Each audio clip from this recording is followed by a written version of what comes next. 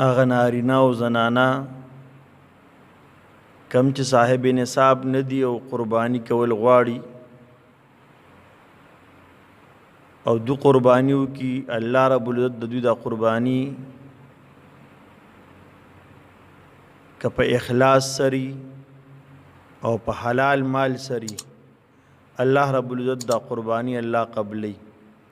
دو قربانی جائز نه بلکې نورم بهتره ده ځکه چا باندې واجب ده او د قربانی وکړه د باندې خو واجب ده یو سړی د غریب د قربانی په واجب نه د صاحب نصاب نه دی نو که په قرض باندې قربانی کوي نو هم کوي شي که قرض رالی هم قربانی کوي شي یو صاحب داسې دی چې داغه سره صاحب نصاب دی خو نقد وسره نشته یعنی په سونې په وجه باندې د چاندې په وجه باندې د زیات سامان د ضرورت نه زیات سامان وسره د هغې په وجه باندې مال تجارت په وجه باندې دی صاحب نصاب دی خو نقد وسره نشته نو دی به هم